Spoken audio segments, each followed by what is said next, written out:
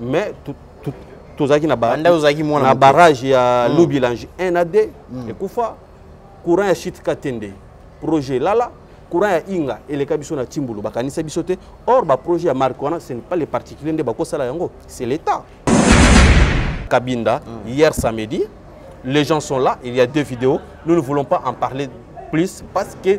nous sommes tous frères. Mais c'est dont moi j'appelle, en tant que leader des jeunes, j'appelle les jeunes à se débarrasser de ces vieux politiciens qui ne veulent pas le développement de ces pays. Parce que tout ce que nous voulons, c'est que la vision de l'union sacrée, prônée par le président de la République, acceptée par le peuple, soit exécutée à la lettre, à la base comme au sommet. Donc, Lelo Tozoloba Awa, nous voulons voir le gouverneur interpellé à l'Assemblée provinciale venir s'expliquer, de présenter ses moyens de défense. Donc,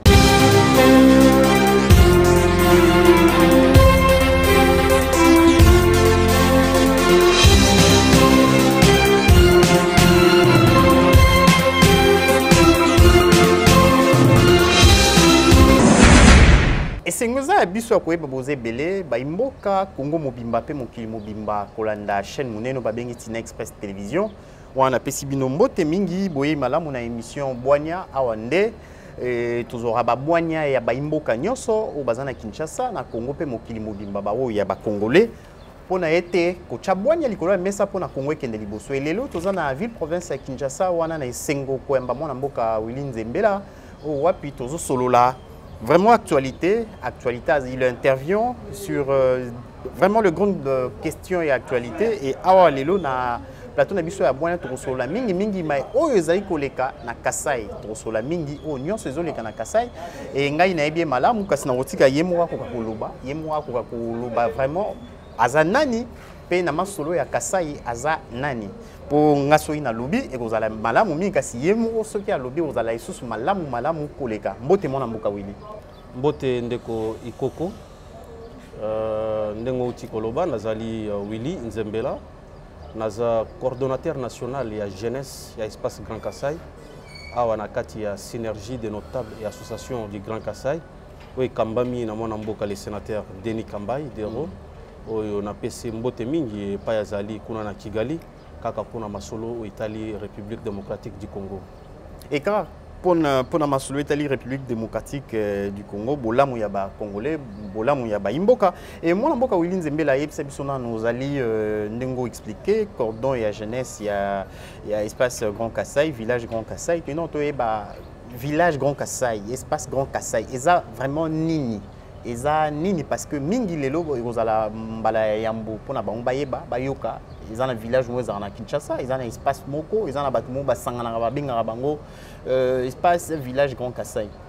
Bon awa toza na village Grand Kasai. Village Grand Kasai ezali siège ya synergie des notables et association du Grand Kasai. OK. Ezali esika oyo toza ko promouvoir culture espace Grand Kasai na culture ya Congo mobimba ndenge otali awa omoni ba musicien bazabi pai c'est que culture ezozwa promotion nango awa mais nakoloba ete synergie des notables d'association du Grand Kasai ezali méga structure oyo eza ko regorger kati nango ba association nyonso oyo ezali kolobela développement espace Grand Kasai lokola ba Fondation pour le développement dynamique pour le développement de Miabi, et Fodeka, lokola ba association ya ba Choko, ya ba Pende, ainsi de suite. Oyo ba association locale ba Grand Kasai, oyo boyoka na kala dirigé par Denis Kambai, ezali membre na kati ya synergie des notables et associations du Grand Kasai et aussi ba notable, ba grande personnalité nyoso ya espace, bazali de droit ba membre ya synergie. Donc synergie et qui l'a mis le 7 juillet année prochaine na bokanisi ya mwana mboka Denis Kambai alakisaki te toza ba association ebele ezo kolobela développement Grand Kasai mais lelo oyo nous avons un devoir c'est d'assurer un développement meilleur chez nous à l'espace Grand Kasai boyibi ke situation ya banzela ezamo mobulu situation ya bacourant ba mai ezamo mobulu vie sociale kelasi ya bana ezamo mobulu il faut to sangana biso banso ba kasayen biso bilenge to sangana batata to sangana ba mama na bokasi ya ndeko Kambai na makanisi ya pesi toyeba ko apporter un soutien indéfectible au président de la République son excellence Félix Antoine Tshisekedi Tshilombo et deux travaillons tous pour le développement de l'espace Grand Kassai. Yango wana nde deux piliers à miner où ils ont kamba vision espace Grand Kassai. Donc ko identifier ba Kassai nyonso bipa ibazali, ko vendre sabango de façon que moko na moko akoba ko apporter soutien na ya mwa muke na oyo etali développement espace Grand Kassai. Soutien na ya mwa muke na oyo etali développement espace Grand Kassai, mais lobby ezaki soutien à 100% na mwana mboka Joseph Kabila, les deux à mwana mboka Félix Tshisekedi. Il y a mwana lobby peso mwana mboka Félix Tshisekedi. Tout ma parenthèse muke. La synergie de notables et associations du Grand Kassai est Kelama le 7 juillet 2020. Mwana mboka zara sous-présidenté et attaque Grand Kassai na ndenge ya kala. Grand Kassai créama avant que mwana mboka Joseph Kabila kota na pouvoir. Et c'était pour le soutien. Il y a mwana mboka Joseph Kabila. Et pour le développement d'abord de l'espace Grand Kassai. Soutien à mwana mboka Félix Antoine Tshisekedi Tshilombo parce que azali moko ya ba notable espace Grand Kassai. Lokola awa na ko porta ka pe soutien na bandeko oyo nyonso ya Grand Kassai, ba notable député ministre oyo baza ko sala bolam pour espace Grand Kassai. Lokola ndeko Denis Kamba, il est sénateur. Il mérite bien notre soutien parce qu'il fait mieux pour l'espace. Bandeko baza moi ebele lokola ADC Odi Ilunga, lokola honorable Léon Tumba. Le président Jean-Paul Ilunga Tivila, baza ebele ba Kassayen oyo baza ko apporter soutien na bango nyoso na tangité pour na bandi ko tanga oyo ka moko lobi anga otanga kingate na bosanaki osalaka oyo nyoso salaka bolamu toza ko apporter soutien pa inaye de façon que espace na biso Grand Kassai elungwana ezala désenclavé tozwa banzela malamu tozwa électricité tozwa mai projet chute katende esila banzela bakambako etongama ba port ya ndomba esalema makambo be eza ebele ya kosala. Donc voilà, c'est ça la vision de la Sinajek. Et maramouze bela osala mais lelo yo na etali Kassai ezaraka c'est Sinajek te tozomona ebele ba association oyo zolobela Kassai espace Kassai et combien ebele. En tout cas, prolifération à un niveau vous n'avez même pas idée. Ebele zobota maneti mayebo chaque jour. Bolali bolamuki grand Kassayen, bolali bolamuki espace Grand Kassai, côté mona tozoka tuti balai, côté mona toyoki boye, côté toyoki boye. Et particularité na bino ezanini. Toko pekisaka mutute alobela Kassai te. Asalamu alingomba na association na kombo ya Kassai te, mais ya koye beza que le Grand Kassai et bandaka Grand Kassai Fondation avec Denis Kamba comme le tout premier président, il est accepté par tous et il en demeure. Mais nabokasi ya koluka bomoko na bana Kassai bikolo nyonso ya ba 5 provinces nyonso Tikapa Kassai, Kassai central, Kassai oriental, Sankuru Lomami ndeto bimitu tiaki mayele wana to la synergie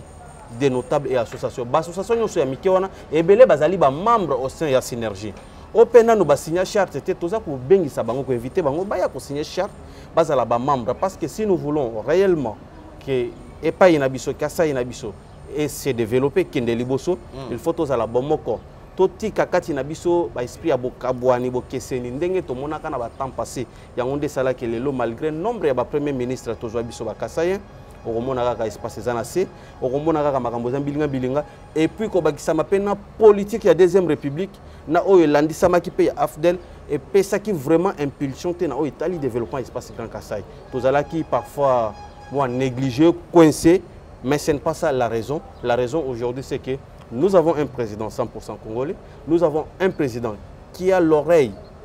qui prête l'oreille aux cris de sa population, Tokotiko Salamanso, pour assurer le développement de l'espace Grand Kassai, tout comme le président le fait pour l'espace Nyonso, Boutiko Tala Awa au Kendaki Égypte. Il y a un projet Chile Gelou, mais le projet wana va bénéficier des habitants de Kakate, l'espace Grand Kassai. Bakino va bénéficier na espace Grand Bandundu va bénéficier na projet wana et projet c'est tendre peu na espace Grand Kassai oyo tolela ki président Yoki donc toleli président Yoki il faut banzela des routes urbaines lelo projet wana ekopesa ba route urbaine na 5 provinces nyonso espace Grand Kassai na espace Grand Bandundu pe na Kinshasa bako fongola banzela ba tête ya ba érosion mususu ekozipama eza action moko ya malamu yango wana toza ko pesa merci mingi na son excellence Félix Antoine Tshisekedi Tshilombo, chef de l'État, parce que l'itoyi na ezoyoka milelo ya population na ye. Donc tozo ko bapé ko apporter Quoi porter à 100% notre soutien pour makambo minene et si la rosalema. Makambo minene si la rosalema mais wana to moni mbilinga mingi na Kasai na espace Grand Kasai wana nyonso mbilinga za bozana ba guerre ya problème vraiment sérieux à leadership. Mutu nyonso alinga bimsa mutu aza numéro 1 ya espace Grand Kasai côté kuna to moni mwana mboka Ngoika Sanjalobi eza ye côté to moni mwana mboka Denis Kambai côté kuna to moni ba siko ya mwana te mutu zo bomba wana eza biloko oyo oui ino ba journaliste bolukaka boko tsaba songi et puis betanga na ba cité yo yoka ngote yo na yoka Ngoika Sanji azali notable à espace Grand Kasai et puis na ebiso ki azali membre ya synergie ayaka pena ba réunion ayaka pena ba réunion sika awa to otai ko fêter échange de vues na installation ya comité ya kin na kan David kuna na nsele pa ya directeur ndeko na biso membre ya synergie Martin Lukusa Ngoika Sanji yaka et mon amour Bruno Chibala dans la carte. Ngoika Sanjayaka Sami Badi Bangaza na kati. Sami Badi Bangaza na kati. Ceux qui Bruno Chibala soit qui t'a yakoya te mesuka koya parce qu'azali Kasai. Kasai nyo ça concerné. Oh ils ali méga structure. Ils a été loro moko ya muke o ya ko nzela te. Ils a méga structure, ils a ko réunir batnyoso. ADC ilunga bazalaka, azalaka wana basala kutu ba pesa na kutu mbote ya famille. Na likanisika ya Denis Kambai. C'est le jour même où Denis Kambai à Lobaka et ça vraiment Kindoki comme on a un Kassayen a beau y quoi porter soutien à Félix Tshisekedi et les lois tozoloba répéter qu'il y a un lissoso les lois tozoloba il n'y a pas un leader qui est Félix Tshisekedi. Félix c'est le numéro 1 puis Rotika la yemoko il y a TP Sanzela na tribalisme ils a bongoté aza président ba congolais tout ba congolais tout bandimaye tala pour Kassayen mo na avis opinion il faut qu'araza la derrière tala oyo uta ko salema na Lubumbashi à l'arrivée de son excellence Félix Tshisekedi plein ezalaki wana websanga ki batnyo so bazaba Kassaye mais mon mboka Willy Nzembele ko sala oni so moni Kassayen mo ko azo soutenir mon mboka Martin Fayulu et ko saloni bon ko sala ngani chaud ni froid mais c'est juste mon indet ki ndoki net moi ki ndoki kaza ndoki mais tokoloba juste kaza nanu inconscient ya koyeba ke lelo toza na posa ya développement ya espace na biso mabeni ni mwana mboka Félix Tshisekedi sali na mboka parce qu'il est un président qui écoute parce que memeli biso gratuité sali mabe parce que memeli biso état de droit sali mabe parce que memeli biso vrai leadership na mboka sali mabe lelo azobunda parce qu'il sa guerre na est parce que zalaki moko ya promesse na ya campagne sali mabe mabeni ni mwana mboka Félix sali donc baboya ka mutu soki wa moniki esika boya zoko kate esika boya ezo simbate mais oyo président oyo ko boyela ye na nini wana donc il faut donc c'est ça l'esprit de la synergie. L'esprit de la synergie, c'est ça la parole de Malobaya, mon amboka Willy Nzembela Otoyambi et mon amboka Willy Nzembela Tozo Kende. Mais est-ce que vous êtes conscient, vous reconnaître quand même que na Kasai, l'espace où on a grand news, on bobinga rango, ba problème eza et belé. Pas si ba Kasai bazo souffrir à un niveau, en tout cas, vous n'avez même pas idée. Pas si eza makasi na Kasai. Mais na Kasai wana to moni ba notable minene ba bima to moni na Kasai ba député kut koloba te to moni na Kasai boti ko zo primature à 2-3 reprises to moni na Kasai en tout cas parler de à mon avis province à Kinshasa place ba institution mboka ezali koloba na ba province te province provinciale te assumer occuper vraiment ba poste minene ba fonction minene mais pourquoi espace nabino pourquoi Grand Kasai développement ils ont mais les autres traîner encore ils ont puis se déclencher ils ont attend les adunanine les ali oyo betama lisolo zo betama na mino kwa bato ebele loko bato ebele ils ont lobela yango espace Grand Kasai toujours ba premier ministre ebele ba ministre ba grande personnalité tondimi mais ça na likambo moko nde lelo tozo bitela CT il faut aussi que entre biso ba Kassayen to lingana ceux qui moninga sali malamu to apporter soutien et loko e boma biso mingi ya liboso zali ba division entre nous solidarité zala kiti nde omoni lelo komba ya synergie de notable association du Grand Kasai na idée que ba notable tout ba grand homme politique tout ba vanda lisanga isika moko et sika o ezali na couleur politique te aux à l'opposition à la majorité to vandi mais total là développement pas na biso ezali ndenge nini pas na biso simba tika expliquer c'est ça l'esprit de la synergie pour to vandi sabatu nyonso na même esprit on a total qui lisusu que pendant la deuxième république On ne peut pas développer une province ou bien un espace na volonté ya ba individu, ya ba particulier. Il faut ba particulier ba individu le pouvoir local et ça appuyer na gouvernement central, na pouvoir central. Ndé loko tozanga ki pendant la deuxième république ils a robété les bakoute biso tozaki na nususu bana miketa ngona dernière fois na monaka courant ezalaka courant ya boye kenda butu moko boye tozo saka na simandako si le courant ya ingetikala kozonga sona kasayité mais tozaki na barrage ya Lubilange 1 à 2 ekufa courant ya Chitka Tende projet lala courant ya inga eleka biso na Timbulu bakanisa biso te or ba projet ya Marcona ce n'est pas les particuliers de bakosala yango c'est l'État. C'est l'État qui devrait le faire depuis la Deuxième République, mais l'État salarié en ôté. Mais le particulier peut influencer aussi. Les particuliers babundaka jour et nuit pour na masoloana pour courant izonga maizonga et simbakate yangonde tozolo ba ke président otozana isiko azana litoi ya kofungwa mamili la population akoyoka Félix Tshisekedi akoyoka yango no moni makambo ezokende sikona yango wana comment voulez-vous qu'une province se développe ceux qui courant ezate ata botie société na bino entreprise na bino bok travailler na courant nini maezate nzela eza passé passe ya munene nde yango wana to sengi volonté politique cette fois-ci et accompagner pouvoir local et accompagner pe ba particulier ba opérateur économique de façon que développement réel est au comment on a pena passe mingi que les lots parmi certains notables basa ko continuer na ba système ya ko créer ka ba déstabilisation ya ba province non Namboka tokomi lelo na pouvoir ou ya fati et ça que il y a le parce que na loi portant il y a ba ETD il y a ba entité territoriale décentralisée et ça na ba makambo ezali na pouvoir ya gouvernement central na makambo ezali na pouvoir ya gouvernement provincial et pouvoir ya gouvernement local donc il faudrait siko eloko nga nazo senga pe mingi na bino ba notable ba députés provinciaux nationaux bino ba gouverneur c'est de créer la stabilité des institutions provinciales. Ce qui tango yiso gouverneur aza dessus à quoi président assemblée provinciale a menacé, il n'y aura pas un gouvernement légitime légal avec un plan d'action accepté. Alors, tous en 3 provinces les lots bazana ba gouverneur té province ya Lomami lobby oyo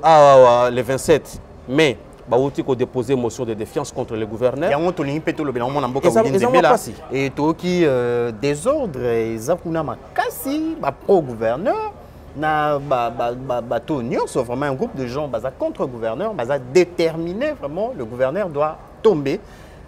Moi, affrontement, lobby penato attaque pena moi un groupe de gens ce n'est pas propre, c'est pas élégant. Ce sont les députés provinciaux membres de l'Union sacrée. Non, mais parmi ces députés, il y a ceux au bazar pour les gouverneurs. Ce sont les députés provinciaux membres de l'Union sacrée qui sont majoritaires à l'Assemblée provinciale. Ce sont eux qui ont fait confiance au gouverneur actuel de la Lomami qui est en fonction, M. Lubamba. Et ils ont estimé que le gouverneur n'a pas répondu réellement aux attentes de la population. Il faudrait qu'il vienne s'expliquer. À défaut de cela, il sera censuré. Où est le mal? C'est une pratique parlementaire, reconnue par tous, garantie par la Constitution. Mais pas ces gens qui bilingue ba jeune lobby na uta ko sala message en tant que leader des jeunes ngai Willy Nzembele ko yebisa ba jeune nyoso ya Lomami précisément au bazana kabinda bas balungwa na bondo ki ya ba politicien mitema mabe oyo balingi pena province kende liboso te baza ko pesa ka ba jeune mo bambonga mike ko tinda ka bango ba kende ko menacer assemblée provinciale siège sika oyo il fallait qu'ils ala inviolable ba menacer assemblée provinciale. Mais ça fait que les a bien été manipulation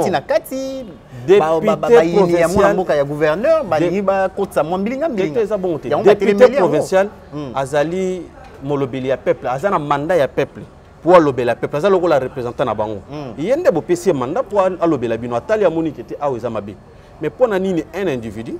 si maya mutu na kombo ya mutu sot na kombo gouverneur uki akoya pour pièce bino ba miette ba mike pour déstabiliser l'Assemblée provinciale. Je vous dis, le siège de l'Assemblée provinciale a été saccagé à Cabinda hier samedi. Les gens sont là, il y a 2 vidéos. Nous ne voulons pas en parler plus parce que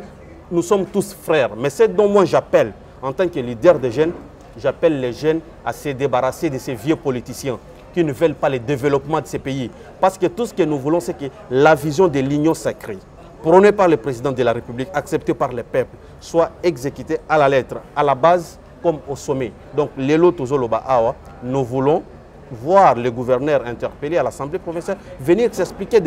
présenter ses moyens de défense. Donc, voilà.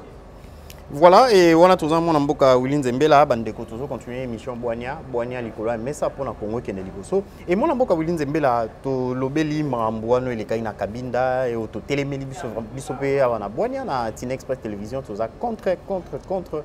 bah pratique, bah comportement à bongo, bah acte à bongo et c'est on sunga bisoté, ça va vraiment pas nous aider pour aller de l'avant pour la mboka na ndenge place to outil na place to komi place to lingi to kende na mwana mboka Félix Tshisekedi ouais na état de droit et nous osons croire que makambwana justice ozongo na maboko et au kende malamu et mwana mboka Willy Nzembela tokomo koma na suka masolo na biso masolo ya bwanya mokolo ya lelo to toucher na point au siko ezoleka na ville province ya Kinshasa mo makambo pe ezoleka belé mbilinga mais toujours Mbappé, ils ont un catipé à ma sur biso et espace Grand Kassai, mais mon actualité oblige tout sur la paix, mon actualité mambozo le Ganaville il y a Kinshasa. Na allure né mambozo qui ne se babi mon amour Willy Nzembela ça la lecture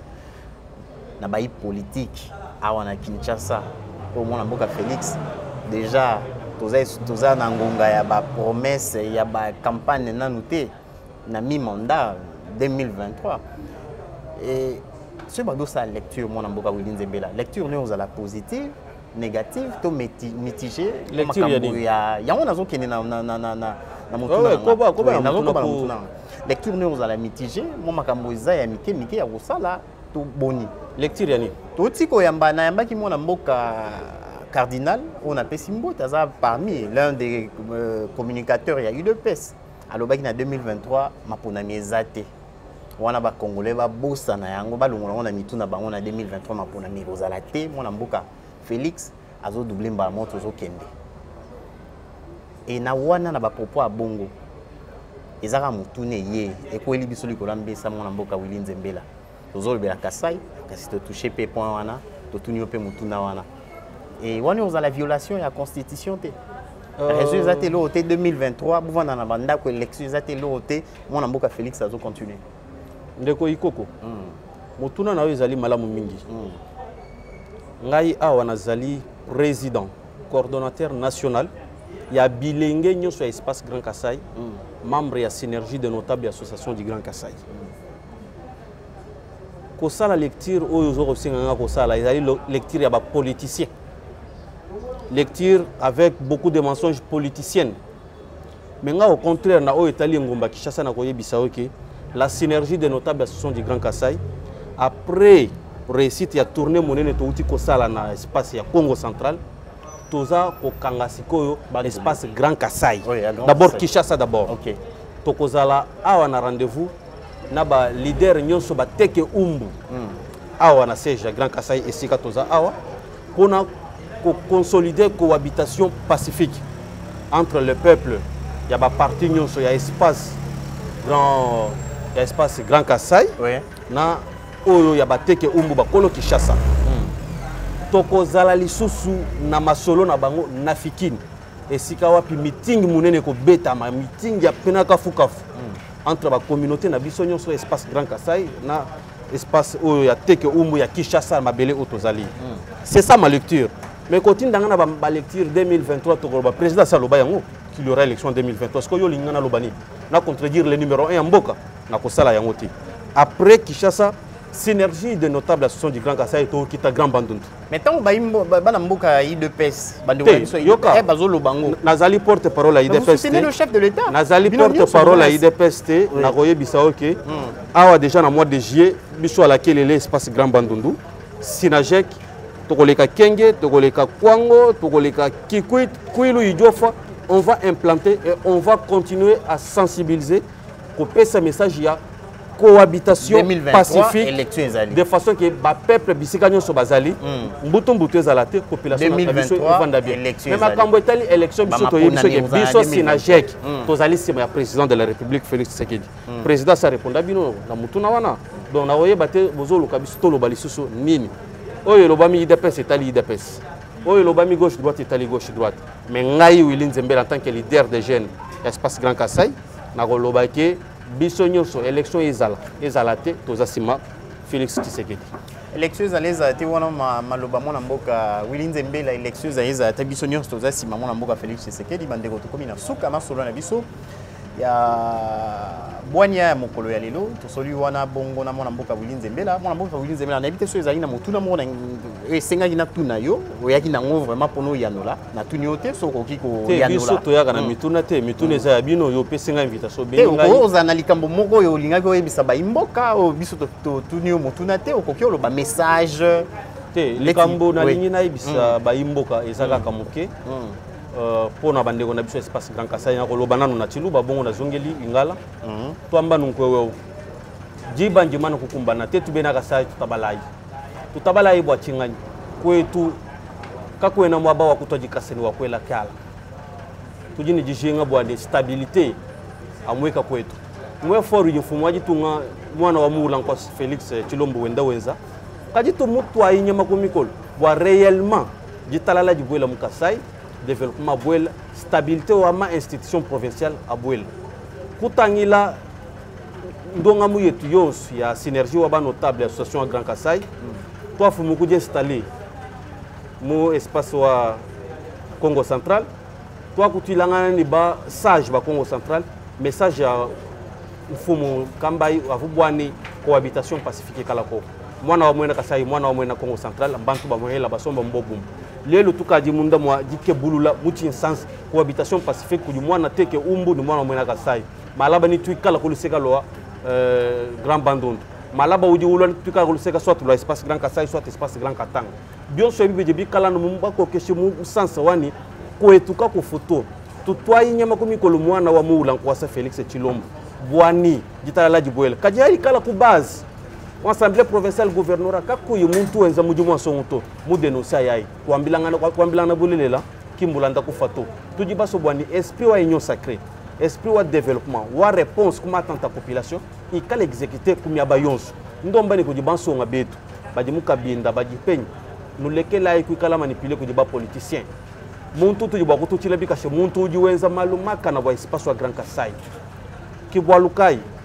ni tukala ni chabwate tukutuilangana ko misango yosu boite tukutangila malwa ya alusha Kasai wetu kumpala. Donc je disais na o etali o tozo sala espace Grand Kasai synergie les notables associations du Grand Kasai nous venons de lancer un grand concept de cohabitation pacifique.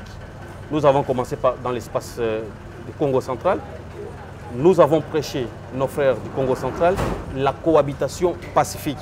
et en dépit de cela les jeunes même du Congo central sont venus jusqu'ici à Kinshasa pour vendre nabiso, pour solo nabiso, ma solo au Italie, cohabitation pacifique pour basage, bankumukuna na Congo central, basepela kinango. Après installation au Congo central, tous a entamé Kinshasa.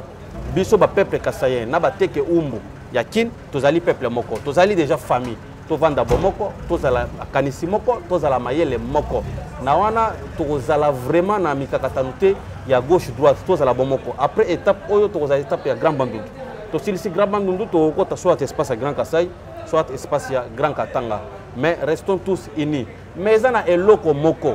Oyo photo zongela pona développement espace Grand Kasai. Ezana ba biloko yo, il faut vraiment mokonzamboka ici ko zali otela ngo pena motema na banzi ke ba notable biso to suto komela yo na ba mikanda kilikili pour la kisake eloko ya liboso ezali projet ya shit katende fesila mokonzi projet ya shit katende fesila il faut nzela oyo ya kalamba mbuji oyo keti na poste frontalier ya Kamako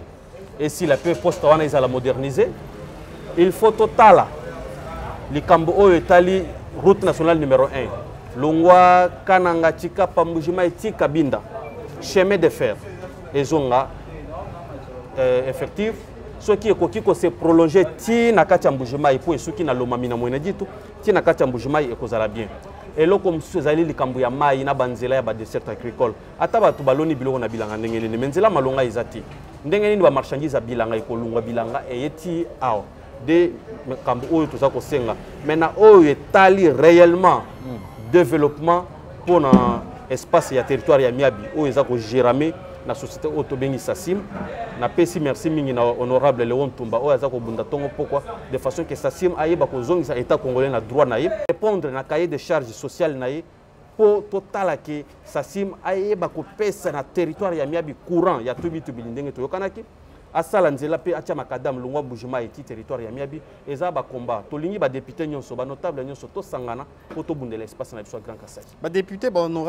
honorable ba notable nyonso espace Grand Kassai to sangana po to bundela et wana ezali souci ya tata mokonzi ya mboka mwana mboka Félix Tshisekedi azo bunda pona tout le coin et recoin ba coin nyonso ya République démocratique du Congo ba province ba territoire partout et ba ville nyonso makambo eleka ezala malamu etongama bana batanga bulo ezala te ndenge siko losambo na biso ezali ba pa bandeko ya Goma place où éruption volcanique utayi ko sala musala après séisme sali mabele ningani vraiment toza vraiment de cœur motema moko na elongo na bandeko nyonso ya Goma toza na losambo tozo bondela vraiment pour été wana kimi ezala na pa bandeko na biso pe ya Beni Kongo mobimba po ete makambo nyonso eleka malamu tokomi na suka masolo na biso ya bwani ya mokolo ya yo ba imboka topesi bino matondo mingi mokili mobimba partout boza pe na pesi bino esumbela oyo bosabone ebele bosabone ebele na Tina Express Télévision pour bozalaka jamais déçu awa na ba programme na biso nyonso na pesi wana merci matondo pe na oyo azaki sima ya caméra e bandeli pe te na suka oyo asimbaki caméra e mwana mboka Mirador na pesi merci mingi na ye wana mbote ezanga te mama Tina Tina Express Télévision mama Tina ikoko to pesi matondo mingi na libota mobimba to mona bongo na mikolo ezai koya merci